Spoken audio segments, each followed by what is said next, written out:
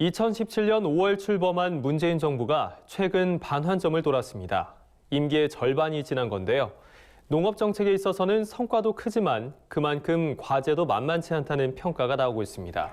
네, 쌀값 회복을 통한 농가소득 증대 등은 성과로 꼽히지만 세계무역기구 WTO 개발도상국 지위 포기와 RCEP 협정문 타결 등 농업 통상 환경을 농민들에게 불리하게 만든 점은 농심에 큰 상처를 입혔다는 평가입니다. 김인경 기자가 보도합니다. 지난 2년 6개월간 문재인 정부의 농정에 대한 성적표는 어떨까? 기준에 따라 평가가 엇갈릴 순 있지만 쌀값 회복과 대통령 직속 농어업-농어촌 특별위원회, 즉 농특위 출범, 그리고 직불금 확대 지급 등은 주요 공적으로 평가되고 있습니다. 문재인 정부 농정의 제1 성과로 꼽히는 건 바로 농가소득 증대. 지난해 농가소득은 4,206만 6천 원을 기록하면서 사상 처음으로 4천만 원대에 진입했습니다. 농가소득 증대의 1등 공신은 바로 쌀값 회복입니다. 문재인 정부가 출범하던 2017년 당시 쌀값은 사상 최악이었습니다. 그해 6월 15일 쌀값은 80kg 한 가마당 무려 12만 6,640원까지 추락했습니다.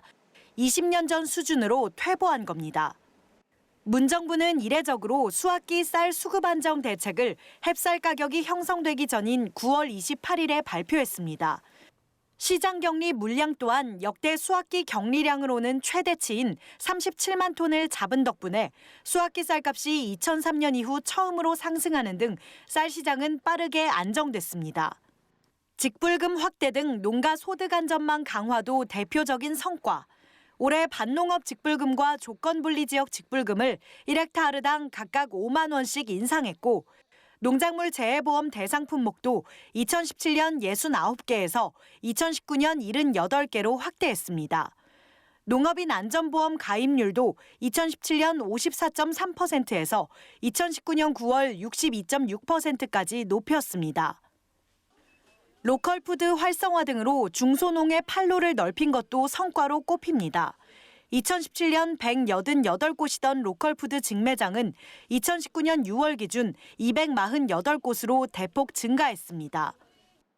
반면 문재인 정부가 풀어야 할 농정 과제도 만만치 않습니다. 농업계는 농업에 대한 정부의 무관심과 홀대가 여전하다며 불만의 목소리를 높이고 있습니다. 최근에 가장 큰 이슈는 장래 우리 농업에 큰 피해를 줄 수 있는 악재들입니다. WTO 개발도상국 지위 포기, 영내 포괄적 경제 동반자 협정, RCEP 협정문 타결 등으로 농업 통상 환경이 갈수록 농민들을 옥죄고 있는 겁니다. 농산물 수입 개방 확대에 따른 농업 보호 대책 마련이 남은 임기에 중요한 과제가 될 것으로 보입니다.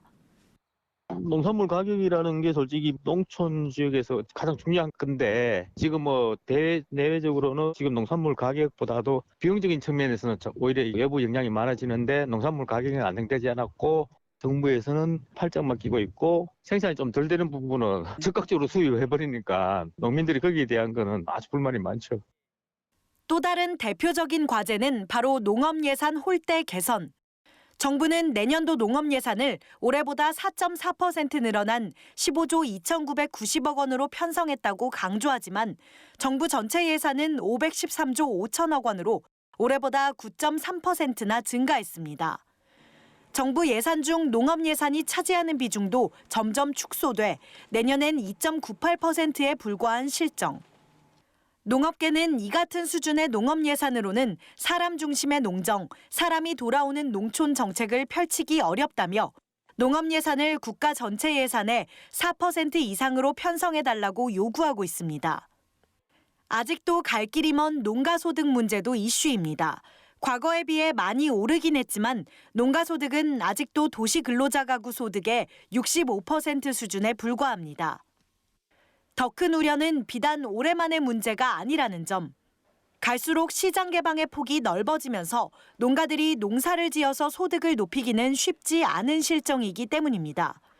특정 농산물 가격이 조금만 오르면 정부와 민간업자 할 것 없이 해당 농산물의 수입을 늘려서 국산 농산물 값을 떨어뜨리고 있어서입니다. 전문가들은 정부가 학교나 군대 등 공공급식의 영역에서 국내산 농산물 소비가 늘어날 수 있는 시스템을 만드는 것이 시급하다고 말합니다. 일부에서 시작한 초등학교 과일 간식 지원 사업, 임산부 친환경 농산물 지원 사업, 1,000원의 아침밥 사업 등을 전국적으로 확대해야 한다는 겁니다. 문재인 정부가 남은 2년 6개월의 임기 동안 우리 농업농촌에 어떤 청사진을 제시할지 농업계는 기대 반 우려 반으로 바라보고 있습니다. 농업계는 아직 출범 초기 문재인 정부에 걸었던 기대를 놓지 않고 있습니다. 기대를 확신으로 바꾸는 건 정부의 몫입니다. NBS 뉴스 김인경입니다.